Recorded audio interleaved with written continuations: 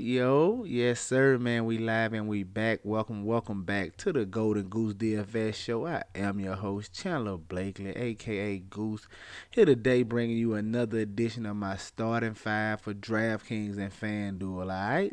Alright, but before we get into that, y'all already know we got the lineup review going over my best lineup from yesterday's slate. Just getting into the breakdown and our thought process. So what we got that queued up for y'all, man. If this your first time here, just go and hit that subscribe button. You'll thank me later. And also, if you can hear my voice, everyone, please hit that like button, man. It goes a long way. It really helps your boy out. It doesn't even take 2 seconds of your time, man. Just tap the little thumbs up, all right? Now, let's get into yesterday's sleep. Man, it was a okay slate for us. We won a few little shillings yesterday, man. I got my best lineup pulled up. This is the $4.20 max right here. We came in 89th place, man. Our best score on yesterday's slate was 358. All right. Now, yesterday it was crazy slate, man. A lot of news, a lot of moving parts, man. So many ways you could go, so much you can do. I ain't gonna say I hate slates like that, but slates like that yesterday, man, it's just so much value, right? It's you can build however lineup you want to build, man. I think the key is on those slates is identifying the value plays you want, and then just trying to get different around it because there's so many value plays. Like I said, so many good plays. It was gonna be some chalky plays. I just wanted to identify the plays I wanted and just try to build around them in whatever form or fashion. So the main four guys I was on yesterday was Taylor Horton Tucker, Dwayne Dedman, Anthony Davis, and Cade Cunningham. Man, I had a lot of those guys. If Anthony Davis had a better game, we probably could have took some down yesterday. But at the top, we're gonna start with Cade Cunningham. Cade Cunningham, I was on the reason I was on Cade Cunningham heavy was because he was the perfect pivot from everything. The perfect pivot. So yesterday you had a bunch of value, especially at the guard spot. So guys were either nobody was really paying up at the guards. We you could have paid up to get different. That was one way to go. But I didn't think it was wise and prudent on yesterday's slate because of the so many value plays and the potential that could go off and hurt you if you didn't have those guys, especially at cheaper prices. If you paid up at your point guards, or if you paid up at your guard or shooting guard. So but yesterday at the guard spot, man, you had all the cheap guys. You either had 3K guys like Taylor. Just look at like the shooting guard, all those guys with that type of eligibility. You had guys like Anthony Holiday, Raul Neto from the Wizards, Taylor Horton Tucker who had shooting guard eligibility. Man, it was so many ways you could go, and then you had the mid range value. So everybody was gonna be in that low range or the mid range. In the mid range, you had guys like Tyler Hero, Ricky Rubio, all those guys in that area. Cade Cunningham was the perfect pivot in my opinion because he was 5,500, so he allowed you some salary relief at the guard spot, which you had to take advantage of yesterday. And he wasn't quite the pay down option, and he wasn't as popular as the mid level options like Hero and things of that nature. But I wanted to get to Cade Cunningham, but he was the perfect pivot because of his price tag, and I knew no one really was going to go there. But he's a guy who we've been talking about the past couple slates, man, of him being too cheap for the potential he has. He's getting all the work, and he's been giving you solid performances. All he had to do was shoot the ball a little better. So when you take all those things into consideration, you take that he was going to have as much opportunity as Tyler Hero. He was going to play as many minutes and get as many shots as Tyler Hero. He was more solidified than some of those value guys everybody was going to. He was just the perfect pivot from everything, in my opinion. And he had a great matchup, pace-up matchup against the Sacramento Kings. They got blew out here, but he gave his best performance of the year, gave you 25 real-life points and 51 points from Cade Cunningham, almost 5X in yesterday. Great play, really helped us out yesterday. Coming out of my shooting guard, I went Tyler Hero. No Jimmy Butler, no Bam Adebayo, man. I wanted to get some exposure to Hero as well. 6,600, got him at 48%. I knew he would be chalky, but he gave us 47 DK points. Solid effort from Tyler Hero in this lineup. A small, I went Anthony Edwards, man. Just trying to get different. $7,900, a guy who we know is capable of big performances. And it was a tough matchup against the Phoenix Suns, but like I said, I was trying to get different because I knew the plays I liked, my value plays, were going to be chalky. So you just wanted to get different around them. All right. So we went Anthony Edwards, got him at 7% on, man. He gave us 38 DK points. Just an okay effort from him right here. We'll take that, but we definitely wanted more from him in this spot. Power forward, Franz Wagner, kind of similar to Cade Cunningham. Another value piece that I knew people was gonna forget about, but a guy who's been getting 30+ minutes. He had a couple big performances this year. I knew he was gonna be the forgotten guy on yesterday's slate. Jalen Suggs was out. I knew that would shift some usage, maybe a few shots. So we got Franz Wagner at 4,700. He was like my pivot from Duncan Robinson and that type of chalk because he was a guy I knew who could rival their minutes and get a chance to produce as much as them. Got him at 4% on, man. He gave us 31 DK points, very solid from Franz Wagner. At the center spot, Dwayne Dedman, man. He was just a lock for me yesterday once Bam was ruled out. 3,200 starting center in the NBA, very capable center, solid fantasy performer. So I just wanted to lock him in. He came in at 41%. He gave us right at 25 DK points, man. Solid effort from him, but I really thought we would see 10x from Deb. I thought he would be pushing 35 fantasy points, but still serviceable right here at 41%. We'll take it on yesterday's slate. My other guard, Cole Anthony, just steady trying to get different. No Suggs. We had a new Gary Harris moving into the starting lineup. I knew that meant more uses for Cole Anthony. Gary Harris is a guy who kind of stands in the corner, plays defense. He doesn't really handle the ball. He doesn't really command a lot of usage. So I thought that would bump Cole Anthony. So I wanted to get to him, and he's a guy we know who has big performances throughout the season. So we got him at 7,400 right here, right at 13%. Big performance from Cole Anthony, man, giving us 54 DK points in this spot against the Atlanta Hawks. Coming in at my other four went Taylor Horton Tucker. He's another guy who's a lock button for me. I was 100% Taylor Horton Tucker and Dwayne Dedman. I said 100%. I had him in every lineup. There was my two favorite value plays. I just wanted to lock those two in. Well, three basically because I had Cade Cunningham in a lot of lines. Cade Cunningham was almost 100% for me yesterday. Those three guys, I had those locked in. I just want to try to build and get different around them from the field. So, but Taylor Horton Tucker at 63% on. He gave us 42 DK points, man. Monster effort from Taylor Horton Tucker at the flat minimum. If you like I said, man, you just lock in Taylor Horton Tucker. He was a smash lock for me. I don't even know how he ain't higher on than this, but hey, I'll take it. And then at the utility spot, this is my pay up option. I went Jokic. Got at 34% on going against Dallas. I knew Dallas didn't have a body, a big man they could possibly throw at Jokic. No one can stop him. He can do whatever. It's the NBA. What you want is bodies, solid defenders you can throw at guys and try to make it a little more difficult for them to score. But the best players in the NBA, man, there's no one person that can stop them. But you want somebody to at least make it difficult for them. And I knew Dallas had nobody over there, man. Power was too small. They didn't have a big they can throw out there. So I felt good about Jokic at 11-7. He gave you 69 DK points, man. Very solid from Nikola Jokic right there. This is my best lineup, man. Put up 358 right here. Like I said, just locking in on my core plays, so to speak, that I had yesterday and building around them was the way I went. So worked out for us on DraftKings. Let's go see how we did on FanDuel. Worked out over here as well, man. This is my best lineup, 334 over here. I think this is the $2 single entry. But if you start at the top, man, Spencer Dinwiddie, 6,500 over here on FanDuel. Thought he was still in a great spot. Got him at 61% on, man. He gave us 52 DK points, man. Very solid effort from Spencer Dinwiddie, man. He's going to be in play as long as John Wall is out, man. So, I'm sorry, not John Wall. I'm thinking about old school was as long as Bradley Beal is out. All right. 52 FanDuel points for Spencer Dinwiddie. Very nice at that price tag. And my other point guard with Malcolm Brogdon. Like I said, just trying to get different, man.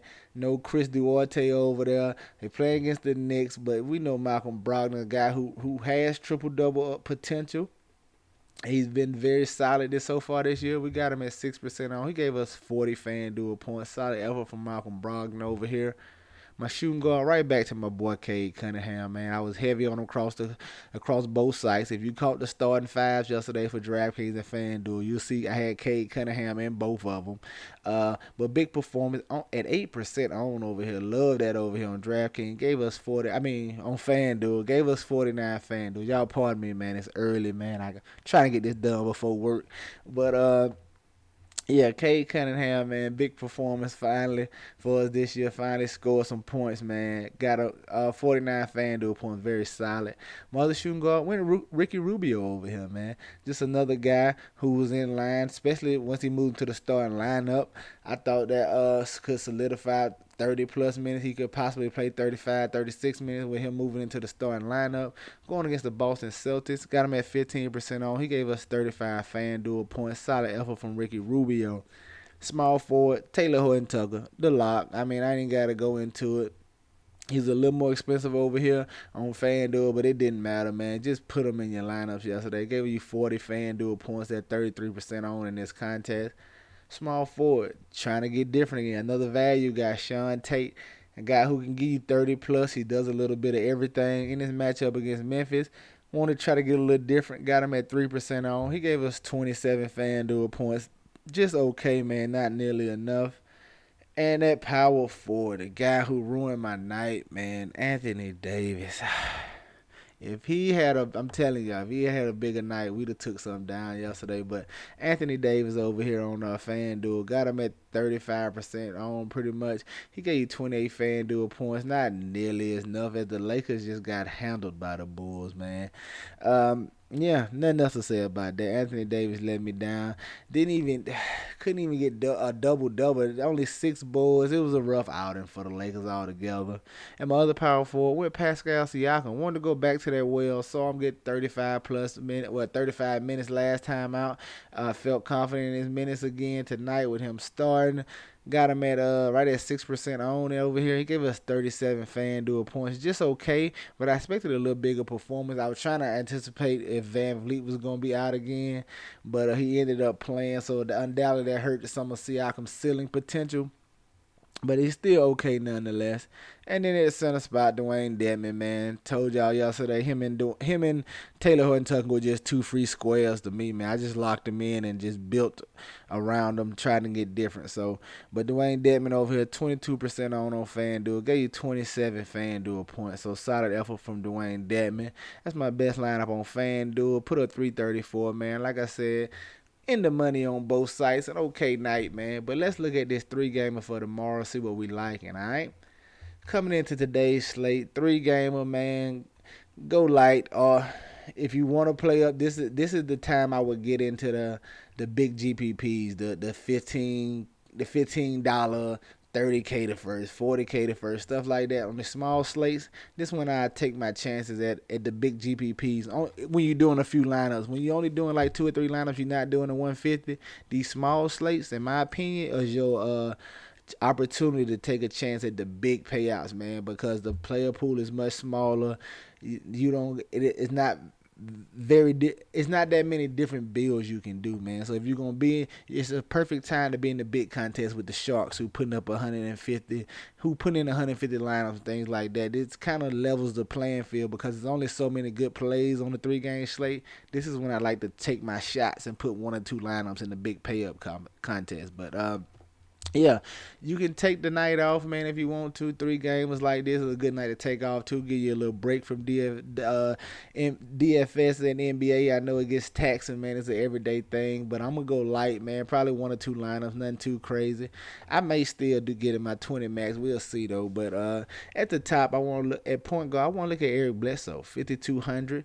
Guy's been playing very solid so far over the last couple of games, seeing 30-plus minutes, giving you the production you want to look for. And at 5,200, if he's going to continue to produce like that, that price tag is too low, and we want to take advantage of this value on a 3-game slate, man. You're going to have to eat some chalk on a 3-gamer, man. You just got to pick your spots to get different, and hope you're right. But you're going to have to eat the chalk. Whatever the injury news there may be and stuff like that, you're going to have some chalky on play. You just got to try to locate one or two spots to get different and hope it works out for you. But we're going to Eric Bledsoe at the point guard over here on DraftKings. Coming at the shooting guard, I want to look at Devin Vassell.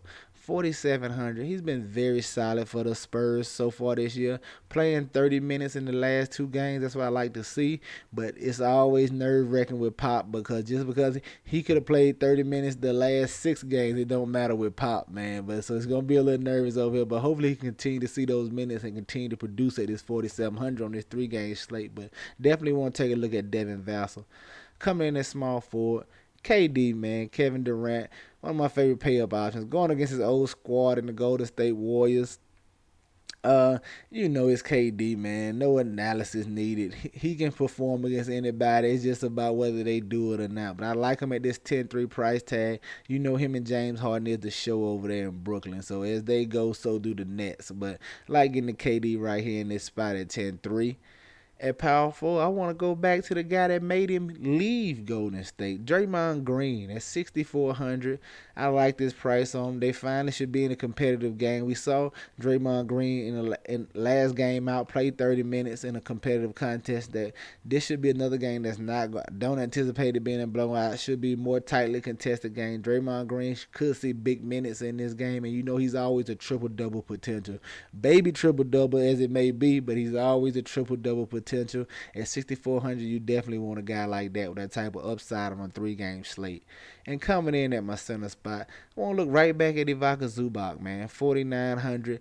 He's splitting time with Isaiah Hartenstein. Not splitting time. It's not an even split, but Isaiah Hartenstein definitely comes in and cuts into his minutes, but at this price tag, Zubac should see anywhere from 27 to 30 minutes. I'm anticipating he can really pay off this 4,900 price tag. He's another guy with a nice double-double potential, and the Spurs don't have a dominant center right down there, so I expect Zubac to finish up with a strong performance here, man. I got him penciled in for a double-double tonight, and that's going to be huge, especially at this 4,900 price tag. There you have it, man. My starting 5 for DraftKings: Eric Bledsoe, Devin Vassell, Kevin Durant, Draymond Green, Ivica Zubac. All right, let's go take a look at FanDuel and see what I like over there. All right, coming in on FanDuel at the top, I want to look at Jordan Poole, 5,700. Just trying to find some value plays over here. I think we can get to Jordan Poole right here. He's been playing 30-plus minutes. Been pretty solid so far this season, man. You see him averaging right at 28 FanDuel points over here. That's nice. That's going to be pushing 6X. Y'all know how I feel about guys and their averages versus their price. In a nice matchup against the Nets, I like getting to Jordan Poole. Coming in at my shooting guard, I want to look at DeJounte Murray over here.